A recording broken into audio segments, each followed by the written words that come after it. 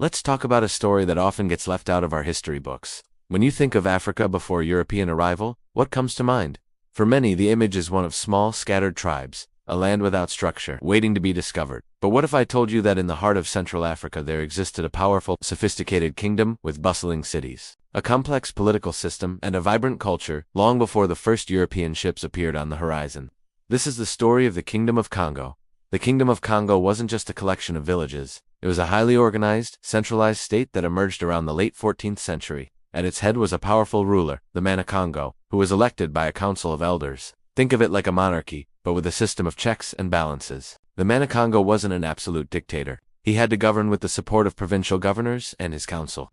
This system created a stable and cohesive political structure that spanned a vast territory, covering parts of modern-day Angola, the Democratic Republic of Congo, and the Republic of the Congo. The kingdom was divided into 6 provinces, each ruled by a governor, appointed by the man of Congo. Below them were district and village chiefs. This hierarchy ensured that laws were enforced, and more importantly, that taxes were collected efficiently. Yes, taxes. The Congo state had a sophisticated system of taxation. It wasn't paid in cash as we know it, but in goods like raffia cloth, which was so valuable it was used as a form of currency, as well as ivory, copper, and food products. This revenue funded the central government, the army, and the royal court, allowing the man of Congo to maintain control and project power. The heart of the kingdom was its capital city, Mbanza, Congo. When Portuguese explorers arrived in the 1480s, they were stunned. This wasn't some simple village. Mbanza, Congo was a large, well-ordered city, with a population estimated to be in the tens of thousands, rivaling many European cities of the same era. It was enclosed by walls and had a royal palace, designated residential areas, and sprawling marketplaces. Italian visitors later described it as the Congo of the Bell, because the sound of church bells could be heard across the city. A detail we'll get back to.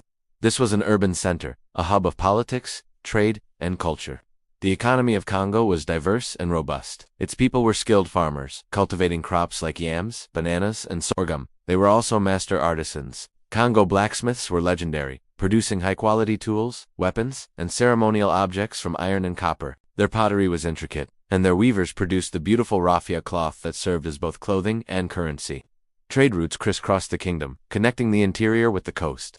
People traded salt from the coast for iron from the interior, creating a dynamic internal market long before any foreign traders arrived. So, what happened when Europeans did arrive?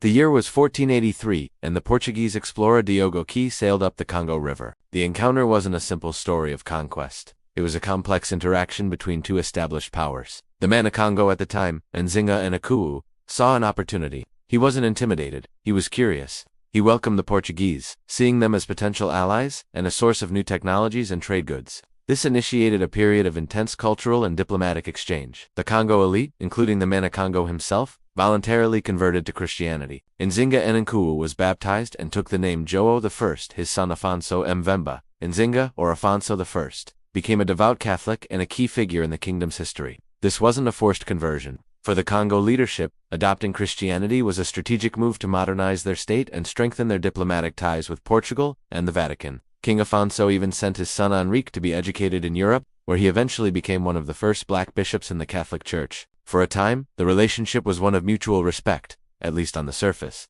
Congo and Portugal exchanged ambassadors. King Afonso corresponded directly with the King of Portugal and the Pope, not as a subordinate but as an equal sovereign.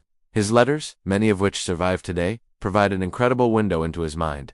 He was a savvy ruler, eager to import European knowledge doctors, teachers, and masons to build schools and churches and improve his kingdom. He wasn't seeking to be colonized. He was seeking to selectively integrate foreign ideas to strengthen his own state. But this relationship had a dark side that grew to overshadow everything else: the transatlantic slave trade. Initially, slavery was a part of Congo society, as it was in many parts of the world at the time. It was typically a system of indentured servitude for criminals or prisoners of war, with clear rights and a path to freedom. The Portuguese, however, saw an insatiable demand for labor in their colonies in Brazil.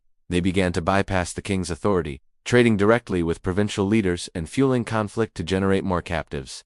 King Afonso I quickly realized the devastating impact this was having. In his powerful letters, he pleaded with the King of Portugal to control his merchants. He wrote, and I'm paraphrasing here, "Each day the traders are kidnapping our people, children of this country, sons of our nobles and vassals, even people of our own family. This corruption and depravity are so widespread that our land is entirely depopulated." He wasn't against all trade, but he wanted to control it. He wanted to export goods, not people. He tried to expel Portuguese traders and limit the trade to his royal authority, but the economic incentives were too powerful. The greed for human lives was relentless. Despite these immense pressures, the Kingdom of Congo did not just collapse. It resisted, it adapted, it fought.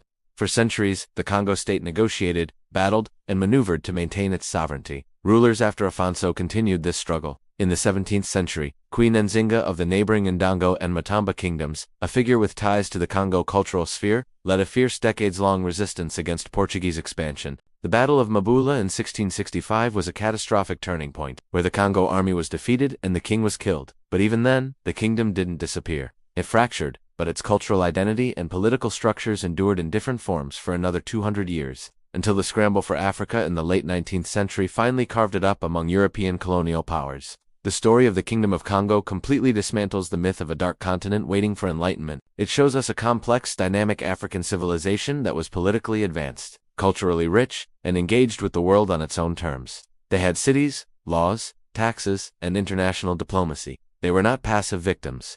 They were active agents in their own history, who negotiated, collaborated, and fiercely resisted foreign domination.